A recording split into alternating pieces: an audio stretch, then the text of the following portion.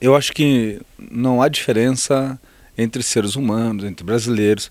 O cidadão de Goiás, de Goiânia, não é diferente do cidadão do Maranhão, do Amazonas, do Paraná, do Rio Grande do Sul, de São Paulo.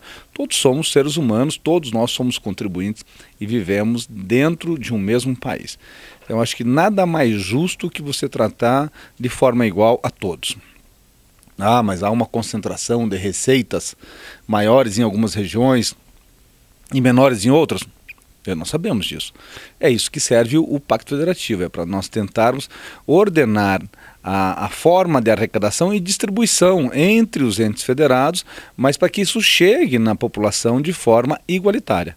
Eu sou daqueles que defendem uma distribuição per capita, independente do tamanho do município, da quantidade, que seja distribuído de forma per capita, respeitados, em alguns casos, aqueles municípios que não provêm, não têm recursos substanciais de fontes de industrialização.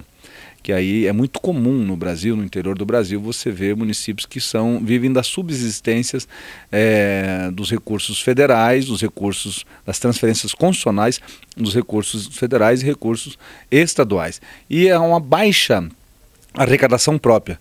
Então, você criar o fundo constitucional e você dar uma divisão de forma igualitária, por exemplo, um FPM de Goiás, um fundo de participação do município 0,6 de Goiás, é justo que ele seja igual a um 0,6 do Nordeste, do Sul e do Sudeste. Isso é distribuição dos recursos federais. Outra questão é a arrecadação própria e também dos recursos estaduais. O Pacto Federativo ele vem para fazer um pouco disso. Ele vem para você entender a necessidade da sociedade, o que está a carência da sociedade, o que está acontecendo hoje nos municípios que não conseguem cumprir a sua folha de pagamento, face ao limite imposto pela lei de responsabilidade, que não conseguem, às vezes, cumprir a obrigação de dar uma saúde de qualidade, mesmo gastando 20, 25, 30% do total da sua receita, quando a sua obrigação era limitada ao mínimo de 15%. Que às vezes na educação ainda assim os recursos não são o suficiente, porque quando do Fundeb você faz pega um percentual de toda a transferência constitucional, seja ela de transferências estaduais ou seja ela de transferências federais, 15% disso você constitui um novo fundo e esse novo fundo é distribuído de forma per capita. E alguns municípios acabam perdendo duas vezes, porque às vezes ele poderia dar uma educação melhor e de melhor qualidade para os seus, mas ele tem que pegar parte do seu dinheiro e distribuir para outros municípios, cumprir a função e a obrigação de um outro ente federado, que seria aí o Estado ou a União, mas principalmente a União.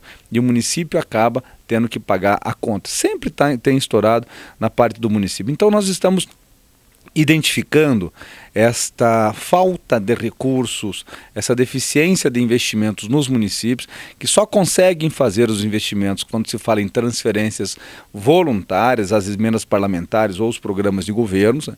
Os programas voluntários de governo. O governo decidiu criar o PAC maquinário. Vou dar uma patrola, uma escavadeira hidráulica, um caminhão para cada ente federal.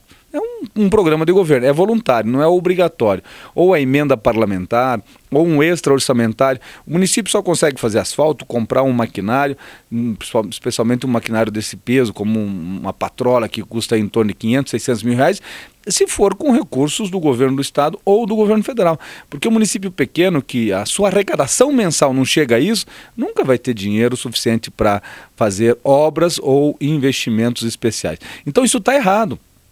Essa é a nossa discussão. Por que está errado? Porque se eu tenho um monte de obrigações e não dou conta, e é o outro ente federado que tem que vir aqui fazer o que é da minha obrigação, quer dizer que ele está com mais dinheiro e eu estou com menos dinheiro. Ele está com menos obrigação e eu estou com mais obrigação. Então esta é a discussão que nós estamos fazendo dentro da Câmara dos Deputados neste momento, numa comissão especial formada pelo presidente Eduardo Cunha, que tem como presidente o deputado Danilo Forte e relator o deputado André Moura.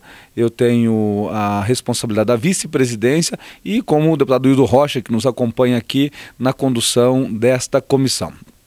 Outros deputados são muito participativos, como o deputado Daniel Vilela, o deputado Alexandre Baldi, sempre estão debatendo esse tema conosco nos bastidores, porque eles sofrem a influência e a pressão das suas bases, que são deputados municipalistas como eu e têm visto que os recursos que chegam nos municípios não são o suficiente. Então nós vamos dar uma solução. Qual é a solução?